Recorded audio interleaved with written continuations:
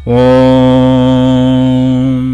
श्री सांब शिवाय नमः। अथ षड्विंशोऽध्यायः 26वां अध्याय। पार्वती की परीक्षा लेने के लिए भगवान शिव का जटाधारी ब्राह्मण का वेश धारण कर पार्वती के समीप जाना। शिव पार्वती संवाद।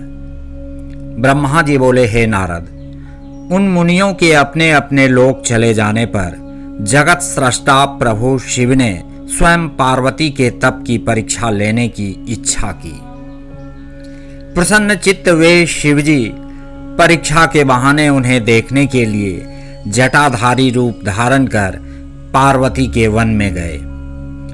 उन्होंने प्रसन्न मन से बूढ़े ब्राह्मण का वेश धारण किया और अपने तेज से देदीप्यमान हो दंड तथा छत्र धारण कर लिया था। वहां पर उन्होंने सखियों से घिरी हुई उन विशुद्ध पार्वती को वेदी पर बैठी हुई साक्षात चंद्रकला के समान देखा। तब ब्रह्मचारी का रूप धारण किए हुए वे भक्त वत्सल शिव उन देवी को देखकर प्रेम पूर्वक उनके समीप गए। उस अपूर्व तेजस्वी ब्राह्मण को आया हुआ देखकर शिवा देवी ने सभी प्रकार की पूजा सामग्री से उनका पूजन किया। इस प्रकार भली भांति पूजा सत्कार करने के अनंतर पार्वती जी प्रसन्नता के साथ उस ब्राह्मण से आदर पूर्वक कुशल पूछने लगी। पार्वती बोली, हे ब्राह्मण, ब्रह्मचारी का स्वरूप धारण किए हुए आप कौन हैं और कहां से आए हैं?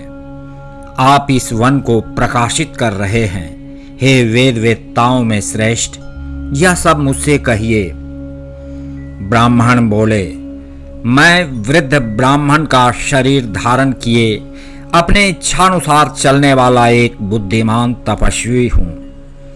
मैं दूसरों को सुख देने वाला तथा उनका उपकार करने वाला हूं, इसमें संशय नहीं है। तुम कौन हो और किसकी कन्या हो?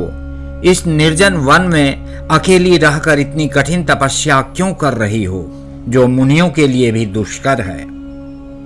तुम तो न बाला हो न ही वृद्धा, तुम तो सर्वथा तरुणी जान पड़ती हो। पति के बिना इस वन में इतनी कठोर तपस्या क्यों कर रही हो? हे भद्रे, क्या तुम किसी तपस्वी की सहचारिणी हो जो इतनी घोर तपस्या में निमग्न हो? क्या वह तपस्वी तुम्हारा पोषण नहीं करता अथवा तुम्हें छोड़कर अन्यत्र चला गया है? तुम किसके कुल में उत्पन्न हुई हो? तुम्हारे पिता कौन हैं तथा तुम्हारा क्या नाम है, यह बताओ। तुम तो सौभाग्यशालिनी हो, तपस्या में तुम्हारी आसक्ति तो व्यर्थ ही है। क्या तुम वेदों की जन्मदात्री सावित्री हो या महालक्ष्मी हो अथवा सुंदर रूप धारण किए हुए सरस्वती हो? इसमें तुम कौन हो? मैं अनुमान नहीं कर पा रहा हूं। पार्वती बोली, हे विप्र, ना तो मैं सावित्री हूं, ना महालक्ष्मी और ना ही सरस्वती ही हूं। मैं हिमालय की पुत्री हूं और मेरा वर्तमान नाम पार्वती है।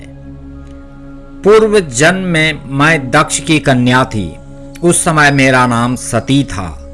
मेरे पिता ने मेरे पति की निंदा की थी, इसीलिए मैंने योग मार्ग का अवलंबन कर अपना शरीर त्याग दिया था। मैंने इस जन्म में भी भाग्यवश शिव जी को ही प्राप्त किया, परंतु वे कामदेव को जलाकर मुझे छोड़कर चले गए। हे विप्र, शंकर जी के चले जाने पर मैं कष्ट से उद्विग्न हो गई और तप के लिए दृढ़ होकर पिता के घर से गंगा के तट पर चली आई। बहुत समय तक कठोर तपस्या करने के बाद भी मेरे प्राण वल्लभ सदाशिव मुझे प्राप्त नहीं हुए।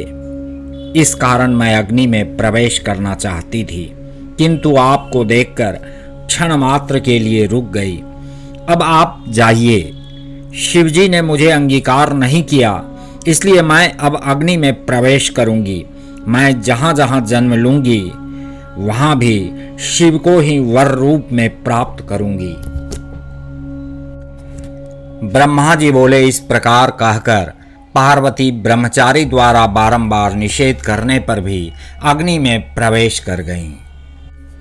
पार्वती के अग्नि में प्रवेश करते ही उनकी तपस्या के प्रभाव से वह अग्नि उसी समय शीघ्र ही चंदन के समान शीतल हो गई। क्षण भर अग्नि में रहने के बाद ज्यों ही वे द्युलोक जाने को उद्यत हुईं, तब विप्र रूप शिव हंसते हुए उन सुंदरांगी से सहसा पूछने लगे।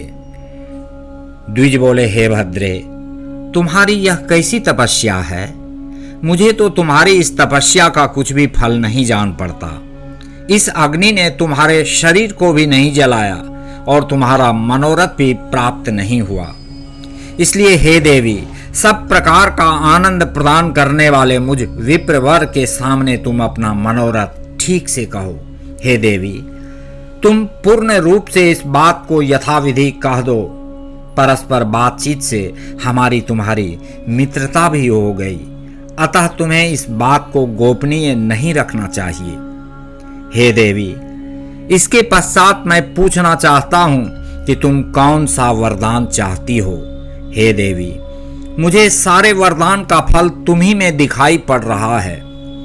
यह तपस्या यदि तुमने दूसरे के लिए की है तो वह सारा का सारा तुम्हारा तप व्यर्थ हो गया और तुमने हाथ में रत्न को लेकर के उसे खोकर पुनः कांच धारण किया।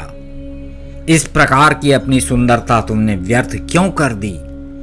अनेक प्रकार के वस्त्र त्याग कर तुमने यह मृग चर्म क्यों धारण किया? इसलिए तुम इस तपस्या का सारा कारण सत्य सत्य बताओ, जिससे कि उसे सुनकर ब्राह्मणों में श्रेष्ठ मैं प्रसन्नता प्राप्त करूं। ब्रह्मा जी बोले, जब इस प्रकार उस ब्राह्मण ने पार्वती से पूछा, तब उन सुव्रता ने अपनी सखी को प्रेरित किया और उसके मुख से सारा वृत्तांत कहलवाया। तदनंतर उस पार्वती से प्रेरित होकर पार्वती को प्राणों के समान प्रिय तथा उत्तम व्रत को जानने वाली विजया नाम की सखी उस ब्रह्मचारी से कहने लगी। सखी बोली, हे साधो, यदि आप इस पार्वती का श्रेष्ठ चरित्र एवं इसकी तपस्या का समस्त कारण जानना चाहते हैं तो मैं उसे कहूंगी, आप सुने। यह मेरी सखी पर्वतराज हिमालय की पुत्री है और पार्वती नाम से प्रसिद्ध है। इसकी माता मेनका है। अभी तक इसका विवाह किसी के साथ नहीं हुआ है। यह शिवजी को छोड़कर दूसरे को अपना पति नहीं बनाना चाहती। यह 3000 वर्ष से तपस्या कर रही है। हे साधो, हे द्विजोत्तम, उन्हीं के लिए मेरी सखी ने ऐसा तप आरंभ किया है। इसका भी कारण मैं आपसे कहती हूँ, आप सुने। यह पार्वती इंद्रादि प्रमुख देवताओं एवं ब्रह्मा विष्णु आदि को छोड़कर केवल पिनाक पाणी शंकर को ही पति रूप में प्राप्त करने की इच्छा करती है। हे द्विज, तपस्या प्रारंभ करने के पूर्व मेरी सखी ने जिन वृक्षों को लगाया था उन सब में फूल फल आदि आ गए हैं। अतः प्रतीत होता है कि मेरी सखी के मनोरथ पूर्ण होने का समय आ गया है। यह मेरी सखी नारद जी के उपदेशानुसार अपने रूप को सार्थक करने के लिए, अपने पिता के कुल को अलंकृत करने के लिए और कामदेव पर अनुग्रह करने के लिए महेश्वर के उद्देश्य से कठिन तप कर रही है। हे तापस, क्या इसका मनोरथ सफल नहीं होगा? हे द्विजश्रेष्ठ, आपने मेरी सखी के जिस मनोरथ को पूछा था उसे मैंने प्रीति पूर्वक कह दिया। अब आप और क्या सुनना चाहते हैं? ब्रह्मा जी बोले, हे मुने, विजया की इस यथार्थ बात को सुनकर वे जटाधारी रुद्र हंसते हुए यह वचन कहने लगे। जटिल बोले, सखी के द्वारा जो यह कहा गया है वह तो परिहास मालूम पड़ता है। यदि यह यथार्थ है तो देवी अपने मुख से कहें। ब्रह्मा जी बोले, इस प्रकार जब जटाधारी ब्राह्मण ने कहा तब पार्वती देवी अपने मुख से ही उन ब्राह्मण से कहने लगी।